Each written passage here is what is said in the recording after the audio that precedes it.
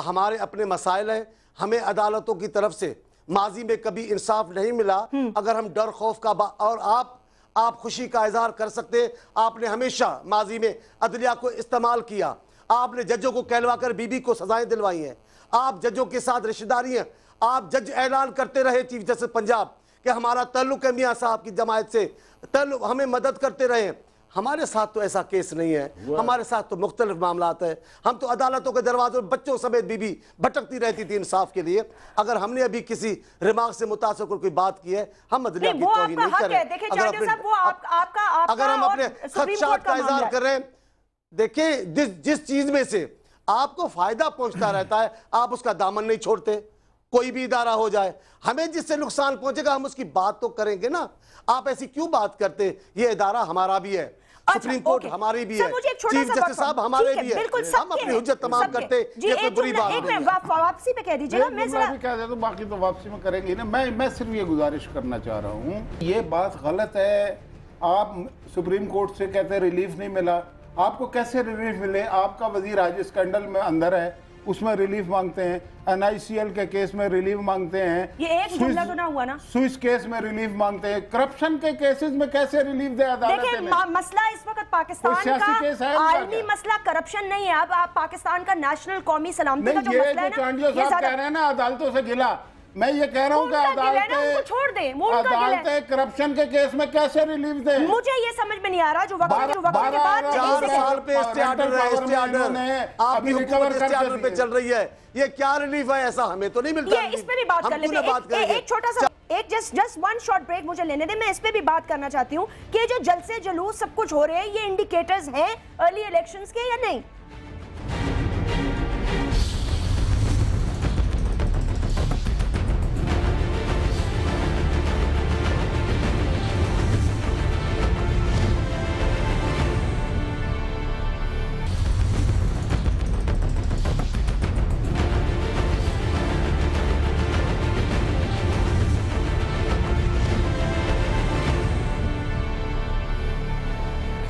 Welcome back नाजरीन।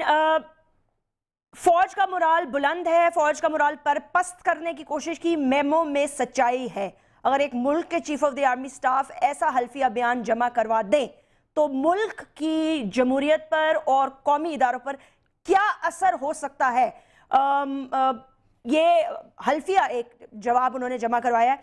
हैदर अब्बास रिजवी साहब, मैं दो बातें आपसे पूछना चाह रही थी। ये जो डेट्स की मैं बात, जिनकी जलसों की मैं बात कर रही हूँ, यह जिस तरह साइकिल चल रहा है, स्पेशली जिस तरह अगर इमरान खान को देखा जाए, और आप लोगों का भी पंजाब में चल तो रहा है, लेकिन मुल्तान की काफ़ी तैयारियां हो रही हैं। आप लोग सब बहुत जा रहे हैं, वहाँ पर हैं, रेगुलरली विजिट कर रहे हैं। वहाँ से आज फारूक सत्तार ने प्रेस कॉन्फ्रेंस भी की, जलसा भी किया। क्या होने वाला है? मतलब है कोई इंतखाबात की तैयारी है, ये पहले प्री इलेक्शन या टाइमली इलेक्शन, किस चीज की तैयारी है ये? जजमेंट, ये सियासी सरगर्मियां हैं और जो किसी भी दौर में या दौर हुकूमत में किसी के भी तमाम जमातों को यह हक हासिल है कि वो ये सियासी सरगर्मियां करते रहें। ठीक, इमरान खान साहब कर रहे हैं, पाकिस्तान पीपल्स पार्टी का जलसा है 27 तारीख को, MQM 23 को मुल्तान में जलसा कर रही है, मियाँ नवाज शरीफ साहब ने अभी लाड़काना में किया।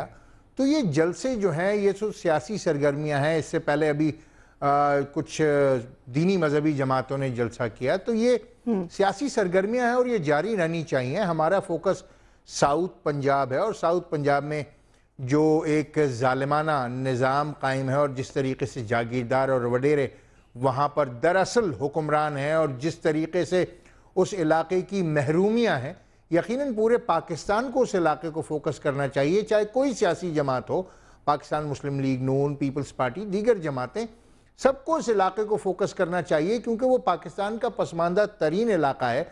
और MQM ये चाहती है कि वहाँ पर भी अपलिफ्टमेंट हो और वहाँ के लोगों को भी जो बुनियादी ज़िंदगी की ज़रूरियात हैं, कम अज़ कम पानी वहाँ पर मिल जाए उनको, साफ़ और मैला पानी तो दूर की बात है, कम अज़ कम पानी मिले वहाँ पर लोगों को, वहाँ पर कोई रोज़गार की सूरत हाल पैदा हो। फिर वहाँ सबसे बड़ा इशू जो है वो जनूबी पंजाब के सूबे का है, जो MQM मुल्क की पहली जमात थी जिसने इस बात को महसूस किया था और अपने मंशूर का हिस्सा बनाया था कि जनूबी पंजाब को एक अलहदा सूबा होना चाहिए। हम ये समझते हैं कि जनूबी पंजाब फाइनेंशियली वायबल है, कि वो एक सस्टेनेबल सूबा हो सकता है। अच्छा। और जाहिर है कि MQM उसको फोकस करिए, मगर ये सारी बातें किसी कयास आराई से हटकर सियासी सरगर्मियां हैं, मस्बत सियासी सरगर्मियां, और ये होनी चाहिए।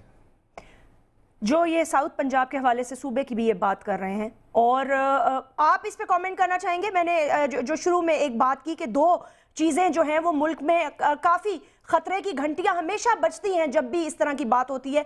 आज जो हल्फनामा दिया है, जो आखिरी सेंटेंस है, उन्होंने कहा है, लिखा है, मेमो में सच्चाई है। अगर मुल्क का chief of the army staff ये कह देता है तो उसके क्या रिपरकशंस हो सकते हैं? पॉलिटिकल भी, सियासी भी, दीगर क्या रिपरकशंस हो सकते हैं? देखिए जज़मीन, पहले तो मैं क्योंकि मेंबर नेशनल सिक्योरिटी हूँ, ठीक, जो पार्लियामेंट्री कमेटी है उसका, तो मुझे उस तरीके से कमेंट नहीं करना चाहिए। और दूसरी बात ये कि जो चीफ ऑफ आर्मी स्टाफ का वहाँ पर स्टेटमेंट गया है, रिजोंडर जो गया है, वो मैंने अभी तक पढ़ा भी नहीं है। ठीक, उसकी क्या इंटरप्रिटेशंस निकल रही हैं, कौन वो इंटरप्रेट कर रहा है, ये मुझे नहीं पता। क्या मुझे नहीं अंदाजा कि वो आप तक पहुंच गया है या नहीं पहुंच गया है, क्योंकि वो अभी तक जो parliamentary committee for national security है वहां तक नहीं पहुंचा। तो मुझे यकीन है कि वो आप तक भी नहीं पहुंचा होगा। लोगों ने शायद कुछ कैप्शंस आपको दे दिए, और मैं हमेशा, आप जानती हैं इस बात को बहुत अच्छी तरह, कि मैं सयाक व सबाक के बगैर और किसी भी कयास आराई पे कोई कमेंट करने से एतराज करता हूं। ठीक है, ओके फाइन। आप कुछ कहना चाहेंगे? मैं एक और बात भी आपसे पूछना चाह रही हूँ कि बहुत क्या सराई इस मामले में भी हो रही है, बल्कि चांडियो साहब अगर आप भी इस पे कमेंट करना चाहें कि सदर मुमलिकत क्यों कौम से खिताब नहीं कर रहे या सामने नहीं आ रहे। बहुत बात हो रही है कि वो शायद लंदन चले जाएंगे, शायद मुल्क में नहीं रहेंगे, उन पर बहुत दबाव है। वो क्या हुआ, कैसा अटैक था, सेहत याब है, अगर वो क्यों नहीं कौम के सामने आ रहे? वफाक की अलामत है, थोड़ा हौसला होता है अगर अवाम उनको देखती है। क्या वजह क्या है इसकी? तज्जिया करने वालों ने हमारे 4 सालों में बड़े तज्जिए किए हैं जी, और क्योंकि वो तज्जिए सारे उनकी ख्वाहिशों के तहत हो रहे हैं, इसलिए 95% सारे तज्जिए गलत साबित हुए हैं। ठीक, जो भी उन्होंने कहा है गलत साबित हुआ है। ये नहीं होगा, ये होगा, ये नहीं होगा, सारे तज्जिए के अगर मगर की बुनियाद पर है। ये सही सूरत हाल से आगाह नहीं है, और इसीलिए वो परेशान है बड़े। वो हमारे यहाँ भी है, कहावत है, वैसे भी अल्लाह ने भी जिक्र किया है कि जब बिजली चमकती है तो चलने लगते हैं, और फिर वो खड़े होकर परेशानी के आलम में आ जाते हैं। जब कोई ऐसा मामला होता है, ये एकदम तज्जिए करने शुरू कर देते हैं। अब हुकूमत गई, अब सुप्रीम कोर्ट ने ये फैसला ले लिया, अब कुछ नहीं होने वाला है। सदर ममलकत अपने इलाज के लिए बाहर गए, सदर ममलकत खैर से लौट आए, इस्लामाबाद आ गए। जिस वक्त भी ज़रूरत महसूस करेंगे वो कौम से खिताब करेंगे। अब क्यों नहीं करते, क्या नहीं करते, उसकी वजह ये हो सकती है, उसके मामला ये हो। अब इसका तो मेरे पास कोई जवाब नहीं है। वो लीडर है मेरे, पाकिस्तान के सदर है, जब मुनासिब सब जगह कौम से खिताब करेंगे। आप नहीं समझते चांडियो साहब कि ऐसे हालात में या तो मुझे नहीं पता, मैं भी शायद वो सही वक्त का इंतजार कर रहे हो, 27 तारीख का इंतजार कर रहे हो, लेकिन कयास आराइयों का दम तोड़ना या जिस तरह बेबुनियाद अगर तज्जिया आप कहते हो रहे हैं, तो उनका मुंह बंद करने का तो एक ही तरीका है ना। ये सही तरीका नहीं होगा। आप बिल्कुल दुरुस्त कह रही हैं। अब तज्जिया इस पे भी कल हो रहा था, कराची में क्यों बैठे हैं, कराची में क्यों उतरे, अब इसका क्या जवाब है? बिलावल भुट्टो साहब चादर क्यों ओढ़ के आए, अब इसका क्या जवाब है? सिंधी टोपी पहन के हवाले सदर में क्यों बैठे, इसका क्या जवाब है? सारे तज्जिए मैं इसका कैसे अगर मगर पर बात कर सकूं? मैं हकीकत पे बात कर रहा हूं। सदर पाकिस्तान मोहतरम आसिफ अली ज़रदारी साहब खैर से लौट आए हैं, इनकी सारी पेशन गोइयाँ गलत साबित हो गई। वो जो कौमी रहनुमा जो मुकद्दर तब्दील करने के लिए उठे कि गया जरदारी, वो सारी मुंह की खा रहे हैं। अब मुझे तो ईमान से कहने दीजिए, इन तज्जिया निगारों में से अक्सरियत लोगों को तो ये काम छोड़कर कोई दूसरा काम करना चाहिए। जब इनका एक भी तज्जिया, अब उस दिन में बैठा था एक चैनल पर, वो कह रहे थे शमसी बेस कैसे खाली होगा, नहीं करेंगे खाली जी, नहीं करवा सकेंगे खाली जी।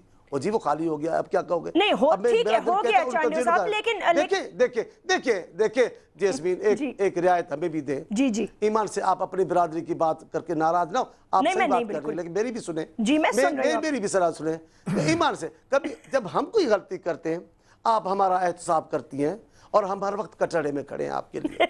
लेकिन जब वो दानिश्वर आजम जब बैठ के बातें करते हैं उनकी 100 में से 95 बातें झूठी होती हैं। तो कभी कभार इधर से कह दीजिएगा कि जनाब अभी ये काम छोड़ो, कोई दूसरा काम अपनाओ। मैं तो उनको नहीं कह सकती ना, आप कह सकते हैं चांडो साहब, आप जरूर ये कह दीजिएगा उनसे। देखिए हम कितने अच्छे, हम सियासतदान, हाँ देखिए वहाँ मुस्लिम लीग नून बैठी है, वहाँ MQ बैठी है, यहाँ पीपल्स पार्टी बैठी है, हम कितने अच्छे लोग हैं सियासी, आपके कटड़े में हर वक्त खड़े हैं। नहीं, मेरा अल्लाह ना करे कोई कटरा हो, ऐसी कोई बात नहीं है कि हम पॉलिटिकल, हम सिर्फ वो भी कहते हैं, हम सिर्फ मुल्क की सूरत हाल पर बात कर रहे हैं। खाल उतारनी हो तो वो इजाजत है, MQ की खाल उतारनी हो तो वो उतारनी है, पीपल्स पार्टी को हर वक्त सलीब पे खड़ा करना हो वो ठीक है, लेकिन कभी कभार मैंने आपसे चांडियो साहब क्या सवाल किया, आपने क्या ऐसा तज्जिया ना करें। मैं कहां सदर साहब हैं, सदर साहब बैठे हैं, कहीं नहीं जाएंगे। सदर साहब जिस वक्त बेहतर समझेंगे कौम से खिताब फरमाएंगे।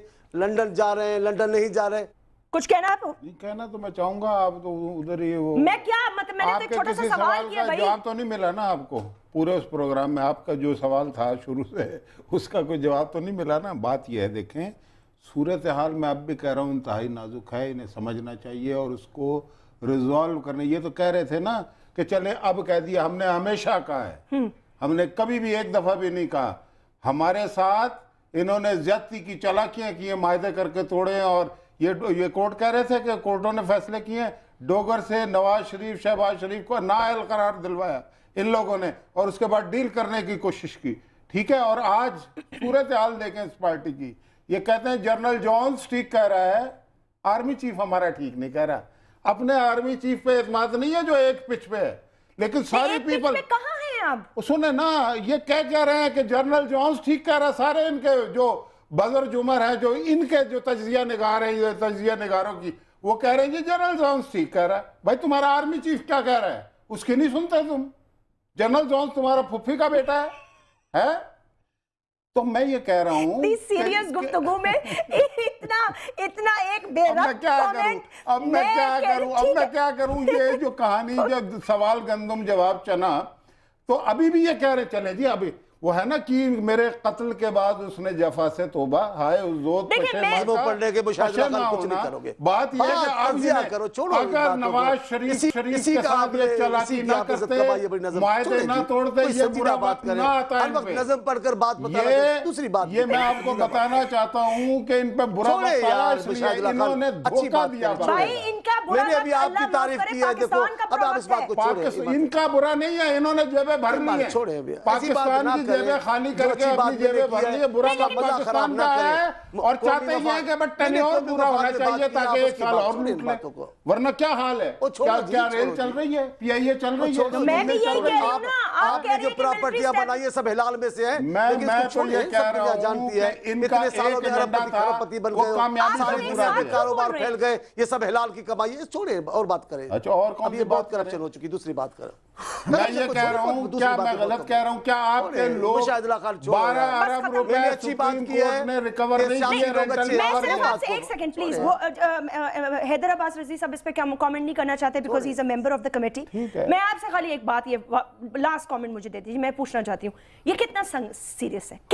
इतना सीरियस है कि ये हिला के रख देगा इसका फैसला इस मुल्क को। अगर इन्होंने होश के नाखून ना लिए तो ये टोला जो है, पीपल पार्टी नहीं है, ये टोला सारी जिंदगी बरसर इख्तिदार नहीं आएगा। ये मैं आपको बता दूं, इन्हें अंदाजा नहीं है, अंदाजा नहीं है, वक्त बताएगा। और बयानात बहुत संजीदा और सख्त है, हल्फिया बयान जमा हो चुके हैं और इसकी डिटेल्स आपको मजीद कल और भी दी जाएंगी। बहरहाल जलसे जुलूस और इलेक्शंस की बात भी हो रही है, वक्त बताएगा, फैसला करेंगे क्या होगा। सेनेटर मौला बख्श चांडियो साहब, हैदर अब्बास रिजवी साहब, मुशाहिदुल्लाह खान साहब, बहुत बहुत शुक्रिया। Write to me on Facebook, अपना ख्याल रखिएगा, अल्लाह हाफिज़।